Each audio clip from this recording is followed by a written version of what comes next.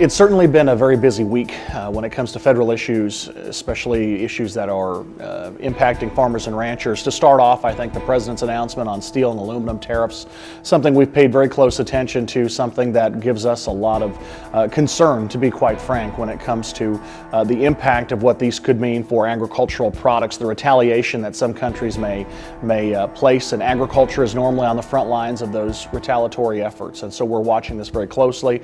It's unfortunate the President decided to go down this path. We have historically been a very free trade oriented organization, and so this move by the President is something that causes us some very real concern because of what it means for farmers and ranchers. It also is a very big concern for consumers generally.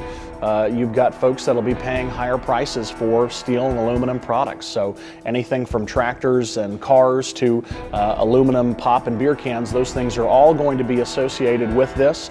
And we're probably going to see some retaliatory efforts again on a lot of products that we ship overseas as well, not just agricultural products. So we'll be watching that very closely and working with the administration to eliminate these at some point in time and find new ways to send our products overseas and limit the damage when it comes to these retaliatory efforts that we expect to happen over the next several weeks and several months.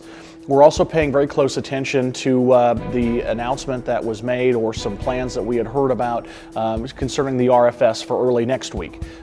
We have the Vice President is going to be meeting with a number of folks at the White House talking about the future of the renewable fuel standard. This has been a very important topic for us, and it's been a very loud topic of conversation in Washington. The focus of the conversation has been on RIN numbers and the price of RINs. These are the numbers associated with gallons of ethanol. When you think about the RFS, we think about gallons. We don't think about this imaginary number written on a piece of paper. But that's the way the RFS works, is that it's tied with individual numbers versus gallons of ethanol. And so companies can trade, can buy and sell these numbers.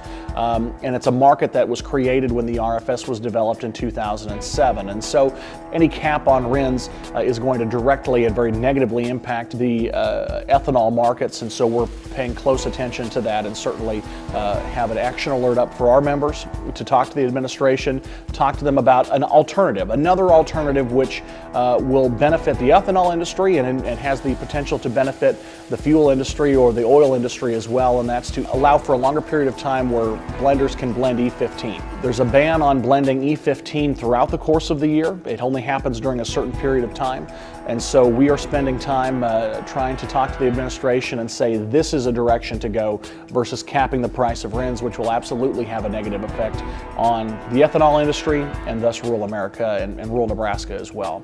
The last thing that I think is really important is that a number of announcements were made when it comes to the Farm Bill and the timing of when we'll have a new Farm Bill released.